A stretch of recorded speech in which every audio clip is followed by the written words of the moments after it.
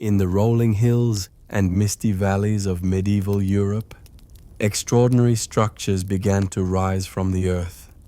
These weren't ordinary buildings, but massive stone castles that would define the landscape for 1,000 years. Tonight, as you rest comfortably, we'll journey back to these ancient construction sites, where the patient rhythm of building created monuments to human persistence. Each castle represented an enormous undertaking, requiring thousands of workers, millions of stones, and fortunes in silver. The largest castles employed entire villages worth of craftsmen, laborers, suppliers, and support workers. Construction sites became small cities themselves, with temporary workshops, shelters, kitchens, and stables, spreading across hillsides like wooden shadows of the stone fortress to come. Medieval castle construction moved at a pace we can barely imagine today. Most castles took 20 to 30 years to complete. Some stretched even longer. The great castle of Beaumaris in Wales, begun in 1295, was still unfinished when work stopped 35 years later. This wasn't considered failure, but normal. Builders understood they were creating something eternal, and eternity couldn't be rushed. A master builder accepting a castle project knew he was committing his entire remaining life. Fathers began what sons would continue, and grandsons might finally complete.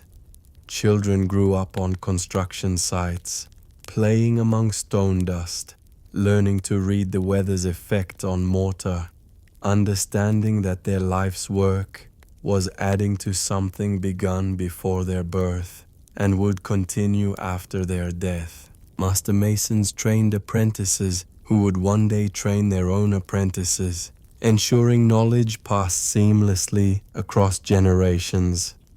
A young stone worker might spend his entire career on one castle, from apprentice to master, never seeing another project.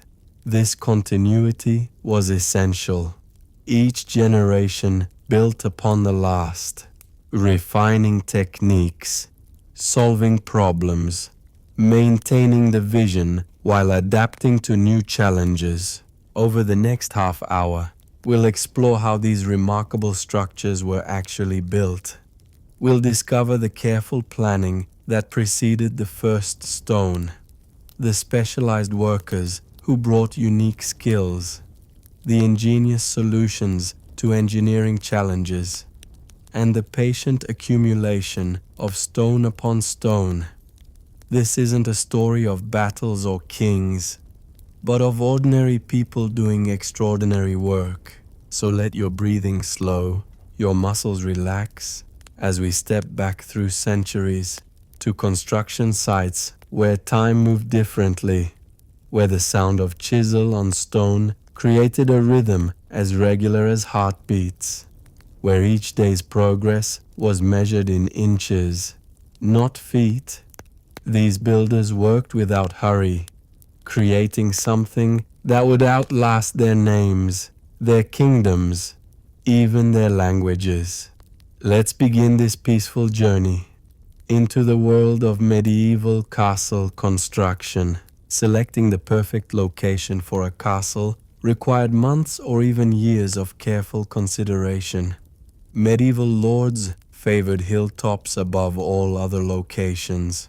From these elevated positions, watchmen could observe the surrounding countryside for miles in every direction. They could spot merchants approaching along trade routes, armies moving through valleys, or messengers racing with urgent news. The height advantage meant enemies had to fight uphill, exhausting themselves before reaching the walls. Morning mist would gather in valleys below, while the castle remained clear, giving defenders perfect visibility when attackers were blind. These hilltops also provided psychological dominance. A castle crowning a hill reminded everyone for miles around of the Lord's power and protection. The very sight of stone walls high above inspired loyalty in friends and fear in enemies. Water determined more castle locations than any other single factor. A reliable water supply meant the difference between successful defense and certain defeat during long sieges. Engineers searched meticulously for natural springs, testing their flow through all seasons, measuring output during the driest summers and wettest winters. They calculated daily needs for hundreds of inhabitants, including drinking water, cooking requirements, brewing ale, washing, and feeding horses and livestock. The most precious sites had springs within the hilltop itself, bubbling up through limestone, providing fresh water that couldn't be poisoned or cut off by enemies. Where springs weren't available, builders planned massive wells, sometimes reaching down 300 feet through solid rock. These wells took years to complete, but were absolutely essential. Some castles collected rainwater in enormous cisterns, carved from bedrock and sealed with lead. Strategic placement near trade routes brought the wealth necessary for decades of continuous construction. Castles overlooking river crossings could control all commerce flowing between regions. Mountain passes funneled travelers through narrow valleys where castle lords collected tolls. Ancient Roman roads still carried most medieval trade, and castles built where these roads converged became wealthy from merchant taxes.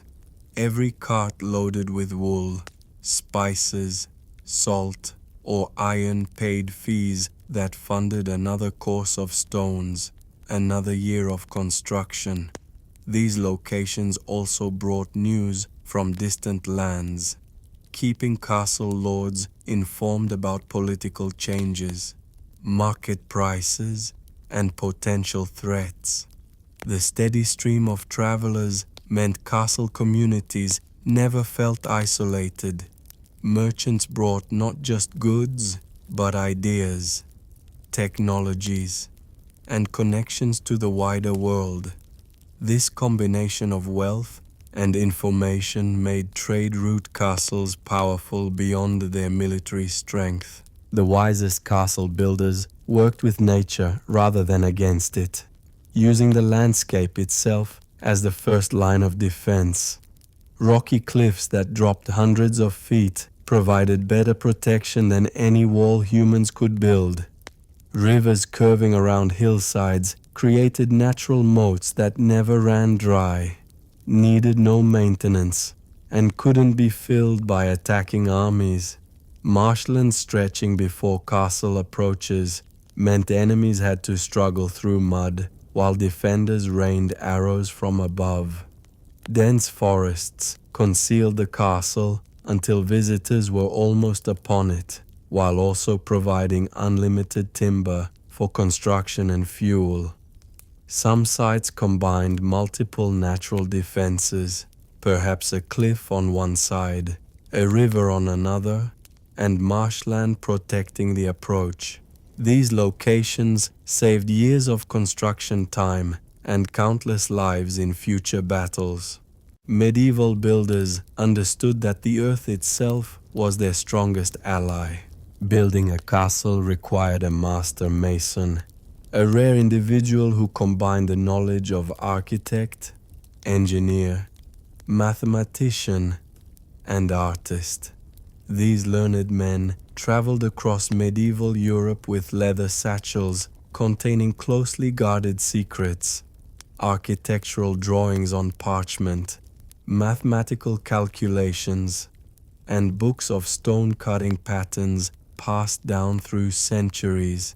The master mason bore ultimate responsibility for the castle's structural integrity.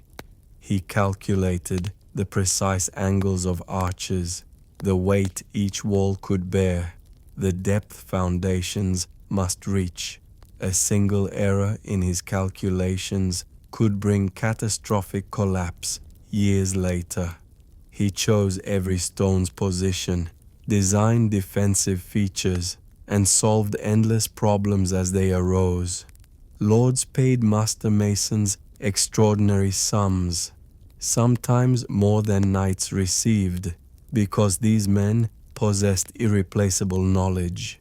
Their reputation traveled between kingdoms, and the most skilled could choose their projects, demanding not just gold, but complete authority over construction. Beneath the master mason worked a carefully organized hierarchy of specialized craftsmen, each group possessing unique skills developed over lifetimes. The master mason orchestrated these specialists like a conductor leading an orchestra, ensuring each group performed their part perfectly. Foremen supervised different aspects of construction, one overseeing foundation work, another managing wall building, yet another coordinating defensive features. Under these foremen labored hundreds of workers, organized by skill level and experience. Senior journeymen trained apprentices while performing the most delicate work. Rough masons shaped basic blocks, while carvers created decorative elements. Scaffolding builders maintained the wooden structures that rose alongside walls. Rope makers produced the miles of hemp needed for lifting stones. Blacksmiths forged iron clamps that held stones together, sharpened thousands of chisels, and created specialized tools. Each group worked in careful coordination, their efforts synchronized by the master mason's vision. 3 groups of specialists proved absolutely essential to castle construction. Stone carvers possessed almost mystical abilities to see finished beauty within rough blocks. They understood how different stones behaved under their chisels, which would split cleanly and which might shatter unexpectedly. Master carvers created intricate doorway arches, window tracery, and decorative elements that transformed fortresses into architectural art. Mortar makers guarded their recipes like alchemists, knowing that their mixture held the entire castle together. They understood how weather affected lime and sand proportions, when to add ox blood for flexibility, or egg whites for strength. The perfect mortar meant the difference between walls standing centuries or crumbling within decades. Quarrymen lived their entire lives reading stone. They could examine a cliff face and see exactly where to drive wedges, how the rock would split, which sections contained the finest building material. Their expertise began at the source, ensuring only the best stone ever reached the castle site. Medieval castle building depended on knowledge transfer across generations. Master masons chose apprentices carefully, seeking boys who showed not just strength, but intelligence and artistic vision. These apprentices spent 7 years learning basic skills, then worked as journeymen for another 7, traveling between castles to learn different techniques. Only the finest became masters themselves after creating a masterpiece that proved their worthiness. This system preserved ancient knowledge while allowing innovation. Roman techniques for arch construction blended with new Gothic innovations. Islamic mathematical knowledge acquired during the Crusades merged with Northern European traditions. Each generation added refinements, stronger mortar recipes, more efficient lifting techniques, better foundation methods, knowledge passed from father to son, master to apprentice, in an unbroken chain stretching back centuries. Workshop secrets were guarded jealously, with some families specializing in particular skills for generations. This continuity ensured that castle building expertise never disappeared, even during times of war or plague. The first year of castle construction surprised many observers, for nothing glorious appeared above ground.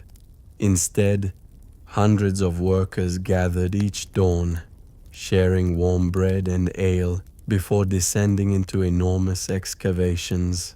This community of diggers developed deep bonds, working side by side in the earth. They sang together to maintain rhythm, ancient work songs that made labor lighter. Experienced miners guided newcomers, showing them how to shore up walls safely, how to read the soil's warnings. Women brought midday meals directly to the excavations, ladling hot stew into wooden bowls, ensuring everyone ate well. Children ran between the dig sites, carrying water to thirsty workers, learning that great things begin humbly. Evening brought tired workers together around fires, sharing stories of other castles they'd built, other foundations they'd laid. The absence of visible walls discouraged no one. They understood that the strongest castles needed the deepest roots, just as the mightiest oaks grew from patient beginnings. The foundation trenches reached down 15 to 20 feet, creating temporary valleys where workers labored in companionable groups. Teams of 6 men worked each section, rotating positions so no one stayed in the deepest parts too long. They developed a natural rhythm, 2 digging, 2 hauling buckets, 2 resting and talking. The work was hard, but never lonely.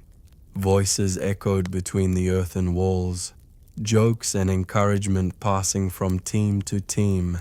Master builders walked among them, not as distant overseers, but as fellow workers, checking depths, testing soil stability, sharing decades of experience. At dangerous depths, they installed wooden supports together, each man trusting others with his life, creating bonds stronger than any mortar.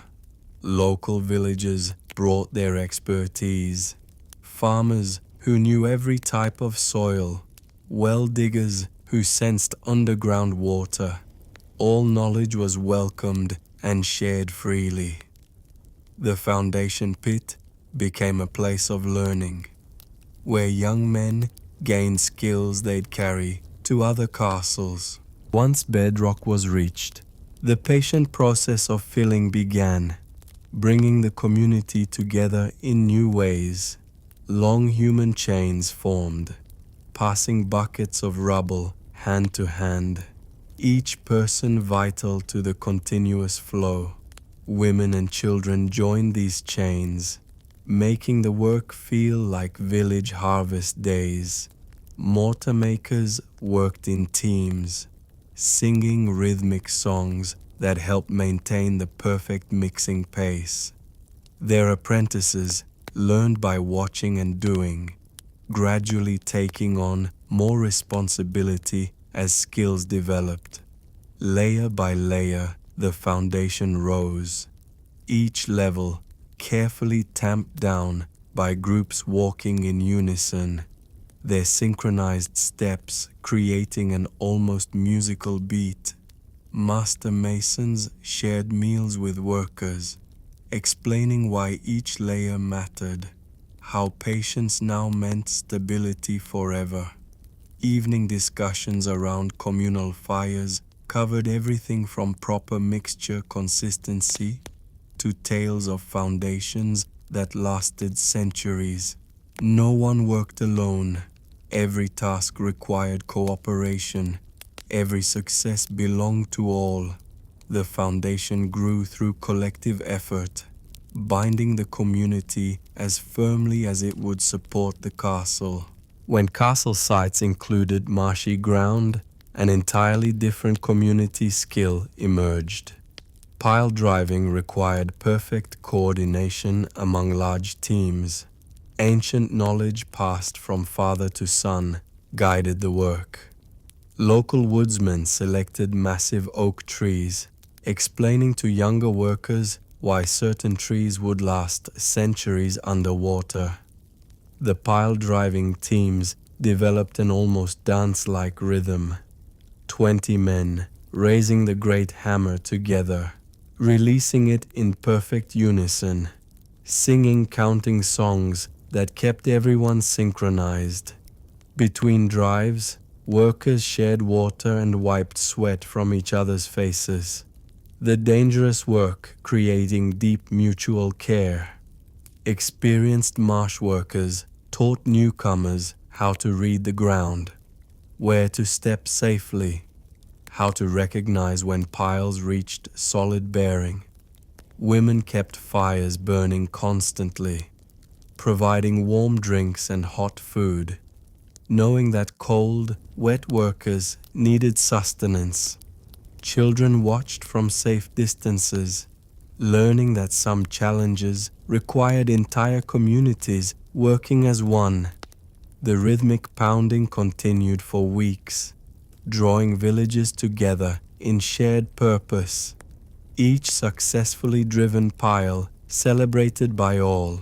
Miles from the castle site, in valleys that echoed with cheerful noise, quarries bustled with activity from dawn to dusk. The quarry master was usually a large, jovial man, whose booming laugh could be heard over the constant tap-tap-tapping of hammers. He knew every worker by name, their children's names, even their dogs' names.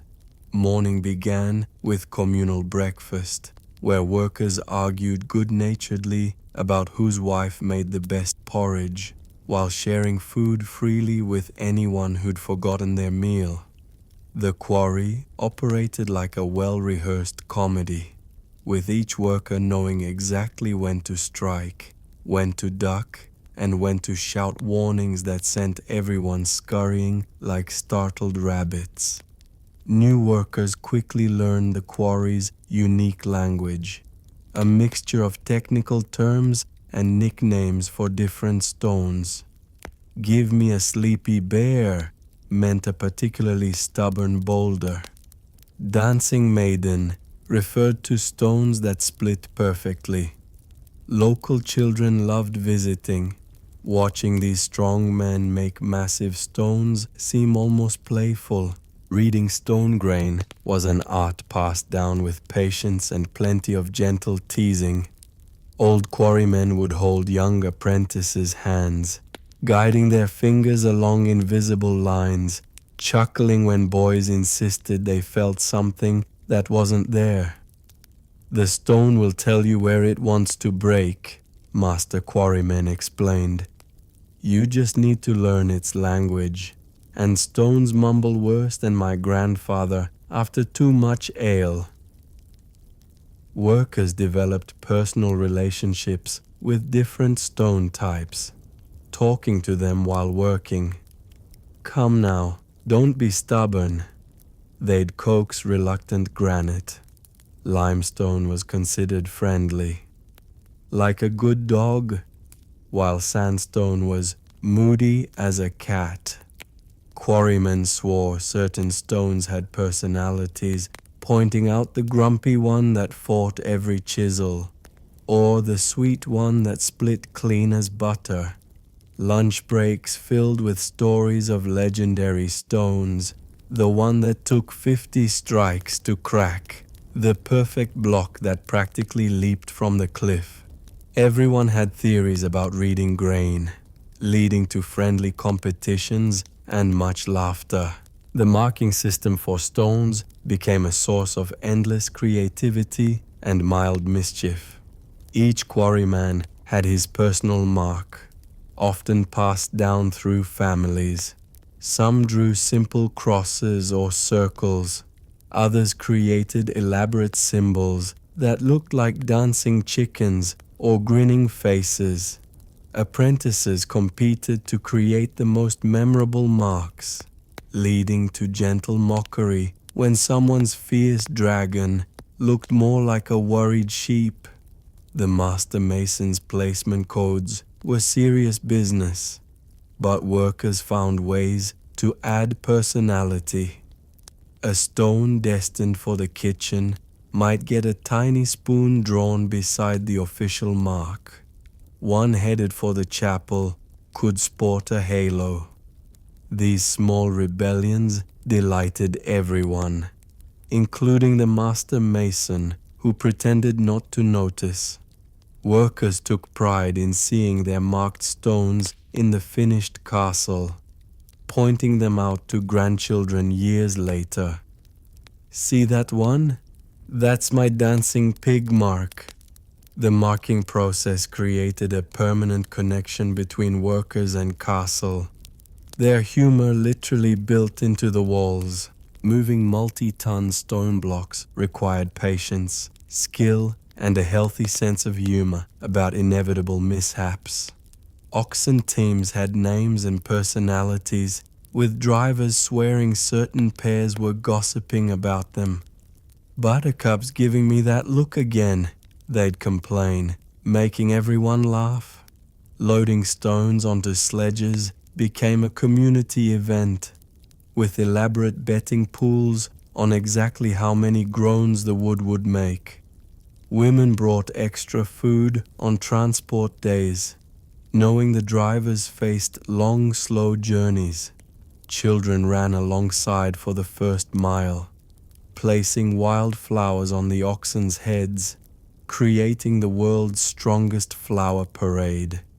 When sledges got stuck, which happened regularly, entire villages turned out to help, turning potential disasters into impromptu festivals. Songs developed specifically for stone hauling, with rhythms matching the oxen's plodding pace. Drivers shared meals at regular stopping points, exchanging stories about the day's adventures. The ornery ox that decided to nap mid-journey. The sledge that found every single puddle. By journey's end, each stone carried not just chisel marks, but memories of laughter and community effort. Castle walls weren't solid stone throughout, a fascinating construction technique that saved both materials and time. Medieval builders created two parallel walls, like building two fences side by side, with space between them. This ingenious method, developed over centuries of experimentation, meant castles could have walls 12 feet thick without requiring impossible amounts of cut stone. The outer face displayed beautiful fitted stones, carefully shaped by master craftsmen, while the inner face used slightly rougher stones, still well fitted but requiring less precision. This technique created walls of incredible strength, able to withstand both siege weapons and centuries of weather. Engineers understood that the double wall system distributed weight evenly, prevented cracking, and provided better insulation against heat and cold. Workers appreciated this method too, as it meant more people could contribute. Those still learning stone fitting worked on inner walls, while masters crafted the visible outer face. Everyone's skills mattered. Everyone's work became part of the permanent structure. The space between inner and outer walls filled with a carefully prepared mixture, not random debris, but engineered material. Workers created this fill in communal mixing areas, where experienced builders taught newcomers the proper proportions, broken stones from the quarry, pieces too small for wall faces, found purpose in this filling. Nothing was wasted. Every fragment contributed to the castle's strength. The filling process brought workers together in teams, some carrying rubble, others mixing mortar, still others carefully placing each piece. They developed efficient systems, passing buckets hand to hand, creating human chains that made heavy work feel lighter. Master builders explained how this rubble core worked like the castle's bones, invisible but essential. The mortar binding the rubble needed special attention. Too wet and it wouldn't hold, too dry and gaps would form. Workers learned to read the mixture's consistency, sharing knowledge about weather's effects, how morning dew changed requirements, why winter mortar needed different proportions. This patient filling work, layer by careful layer, created walls that stood firm against enemy catapults. Medieval scaffolding represented remarkable engineering. Temporary wooden structures that rose alongside permanent stone. Local carpenters worked with masons, creating safe platforms where hundreds labored daily. The scaffolding poles fit into special holes left in the stonework, called potlog holes, still visible in castle walls today. These holes tell silent stories of construction methods, showing exactly how high scaffolding reached each building season. Workers became acrobatic experts, climbing ladders while carrying tools, developing perfect balance through daily practice. The scaffolding community included specialists who did nothing but maintain these structures, checking every rope, testing every plank, ensuring everyone's safety. Young workers learned scaffolding skills from patient teachers, understanding that everyone's life depended on proper construction. Women often managed the pulley systems, controlling ropes that lifted stones to working height. Their steady hands and careful attention prevented accidents. Evening inspections became communal events. Workers checking tomorrow's workplace together, replacing worn ropes, strengthening weak joints. This careful attention meant that despite dangerous heights, serious accidents remained rare. The scaffolding rose with the walls, a temporary skeleton supporting the permanent body. Wall construction followed an ancient rhythm, building in horizontal layers called courses, each one perfectly level before the next began. This methodical approach meant multiple teams could work simultaneously, each focused on their section yet connected to the whole. Morning began with master masons checking yesterday's work, running practiced hands along stone surfaces, ensuring everything had settled properly overnight. The leveling process fascinated apprentices, watching masters use water-filled wooden channels, creating perfectly horizontal references across entire wall lengths. Each stone course told its own story, sometimes showing where winter stopped work, where different teams met, where new stone supplies arrived. Workers developed personal pride in their courses, competing friendly to achieve the smoothest joints, the most precise alignments. Between courses, builders spread fresh mortar, a process requiring perfect timing. Teams worked in coordination, some mixing, some carrying, some spreading, others setting stones before mortar stiffened. This rhythmic work created natural conversation times. workers sharing techniques while mortar dried, discussing improvements for tomorrow's course. The walls rose slowly but steadily, each course adding strength, each layer representing days of communal effort. As walls rose higher, the construction site became a vertical village. Workers on different levels developed their own cultures: ground-level stone setters, middle-height mortar spreaders, high-climbing specialists.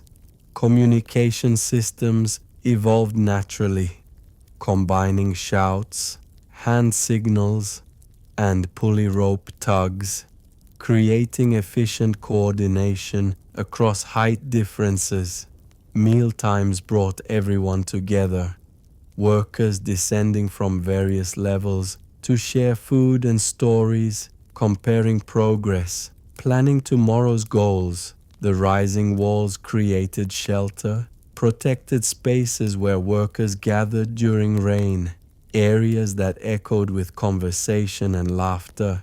Families visited regularly, children growing up alongside the walls, measuring their height against stone courses. Some courses became time markers. Remember when little Anna could barely see over that row? Master builders encouraged this connection, understanding that workers who felt part of something lasting created better walls. Evening shadows stretched across rising stonework, workers pausing to admire their collective achievement. Tomorrow would bring another course, another step skyward. But tonight they rested together, satisfied with patient progress, knowing their careful work would shelter generations. Creating arrow slits required mathematical precision combined with generations of battlefield experience. Master masons worked closely with veteran archers, understanding exactly what angles defenders needed.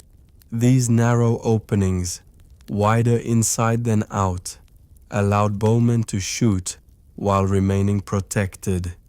The mathematics fascinated apprentices, learning how a 6-inch external opening could provide 60 degrees of fire coverage. Stone cutters shaped each piece individually, the angled stones fitting together like a 3-dimensional puzzle. Workers took special pride in these defensive features, knowing they protected future generations. The interior chambers behind arrow slits became cozy spaces where guards would spend long watches, architects ensuring these spots caught warming sunlight during winter days. Each arrow slit required different calculations depending on wall height, expected attack directions, terrain below. Masons shared stories while working about famous defenses, legendary archery shots, castles saved by well-placed arrow slits. Young workers learned that these weren't just holes in walls, but carefully engineered defensive systems, products of accumulated wisdom. The precise angles cut into stone preserved centuries of military knowledge, transformed into permanent protection. Medieval spiral staircases represented engineering marvels that still inspire wonder today. Each stone step was individually carved, designed to support the step above without mortar, creating self-supporting spirals that seemed to defy gravity. Master masons taught apprentices the ancient secret: how each step's inner edge must be precisely narrower than its outer edge, creating the perfect spiral geometry. These staircases always climbed clockwise in defensive towers, giving right-handed defenders above the advantage, their sword arms free, while attackers below fought with restricted movement. The construction process brought workers together in careful coordination, each step needing perfect placement before the next could rest upon it. Mistakes meant starting over. But patience always prevailed. Workers developed special songs for staircase building, rhythmic chants that helped maintain the precise angles needed. The central column, around which steps spiraled, required the strongest stones, carefully selected for their lack of flaws. Installing these staircases became celebrated events. Entire communities gathering to watch as the spiral rose. Seemingly impossible, yet undeniably real. Old masters passed down mathematical formulas, jealously guarded ratios that ensured stability. Each completed staircase stood as testimony to human ingenuity. Castle wells presented unique challenges that brought out both courage and community spirit. Digging down through solid rock, sometimes 300 feet, required specialized teams of well diggers, brave souls who descended into darkness daily. These workers developed incredible trust, their lives depending on rope handlers above, on the timber shorings they installed together. Well-digging teams became extremely close. Sharing fears and triumphs in the deep earth, they worked in shifts. 2 men below digging, others operating pulleys, hauling up buckets of broken rock, still others maintaining ventilation systems, simple but effective, using bellows to push fresh air down through leather tubes. The darkness below was complete, broken only by oil lamps that also served as air quality warnings. If flames dimmed, workers scrambled up immediately. Communities celebrated each foot of depth gained, understanding that water meant survival. Women prepared special meals for well diggers, hot soups and stews that warmed bodies chilled by underground temperatures. Children grew up watching their fathers disappear into the earth each morning, returning tired but proud each evening. These wells became sources of community pride, our water, our achievement, our security.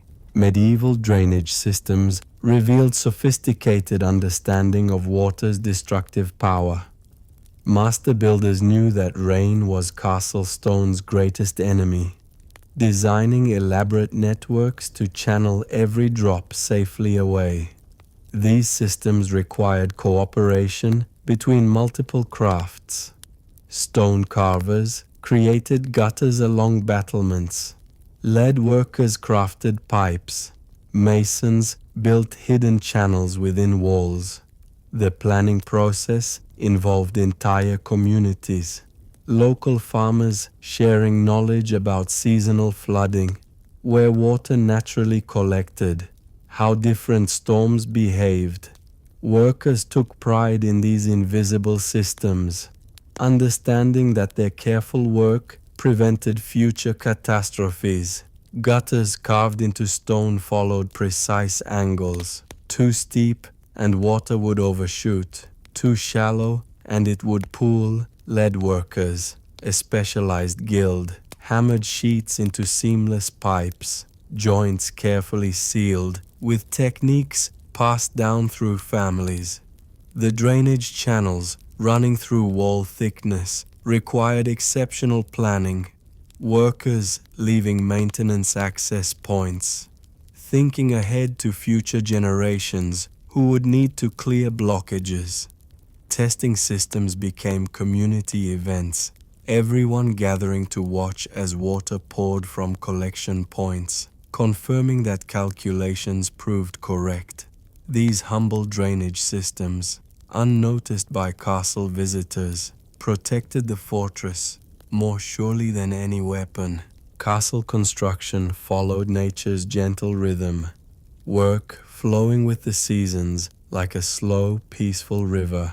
Spring brought renewed energy as workers returned from winter villages, greeting each other like family reunited, sharing stories of quiet months by home hearths. The construction site awakened gradually, stone dust settling from first hammer strikes, cooking fires rekindled, familiar sounds returning. Summer saw the longest working days, but also the most pleasant. Workers beginning before dawn in cool air, resting during midday heat in shaded corners, sharing cold ale and fresh bread. Autumn meant preparing for winter's pause, securing partially built walls against storms, protecting mortar work from frost, storing tools with careful oiling. Winter transformed sites into peaceful snowscapes, only essential maintenance continuing. Most workers home with families, teaching children their crafts beside warm fires. This seasonal breathing, work and rest, effort and recovery, gave castle building a natural rhythm that prevented exhaustion. Each spring return felt like hope renewed, another year's progress beginning. Walls a little higher, dreams a little closer. The seasons taught patience, that all things have their time. Castles grew alongside the families who built them, creating bonds deeper than employment. Children born when foundations began learned to walk on construction sites, played between stone piles, fell asleep to the lullaby of distant hammering. These children grew up understanding that some dreams outlast single lifetimes. Their fathers pointed to walls saying, "I set those stones when you were born." By adolescence, these castle children chose their crafts, some following fathers into masonry, others drawn to carpentry, metalwork, or design. The continuity created extraordinary community. 3 generations sometimes working together, grandfather teaching grandson while father supervised.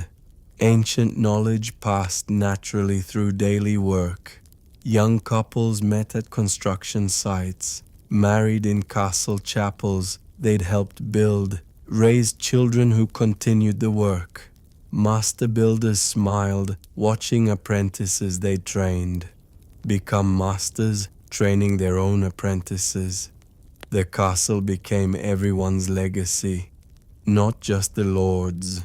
Every family could point to their contribution, their mark on eternity. This multi-generational effort meant no one felt rushed. Tomorrow's workers already learning, yesterday's workers sharing wisdom. Time moved differently here, measured in lifetimes, not seasons. After decades of patient labor, a magical day arrived. The last stone set in place, the final tile laid, the ultimate iron fitting hammered home. But completion came quietly. No single moment of triumph, more like watching a child finally grown. The arriving craftsmen for finishing touches brought different energies. Painters added color to chapels, their pigments brightening stone galleries. Glaziers fitted precious glass windows, rainbow light dancing where shadows once lived. Tapestry weavers hung their work in great halls, warming stone walls with wool and artistry. The construction community gathered for dedication ceremonies. Thousands who'd contributed across decades, many gray-haired now who'd arrived as young apprentices. They walked through completed halls with quiet pride, touching stones they'd placed, pointing out personal marks to grandchildren. The castle lord thanked each craft, Understanding his fortress existed through their skill. Evening celebrations lasted long into night. Stories shared of challenges overcome, problems solved, friendships forged in mortar and stone. As workers finally departed for other projects, they looked back at their masterpiece, knowing part of themselves remained, built into walls that would stand centuries. The castle settled into its permanent watch, complete, eternal, ready to shelter generations.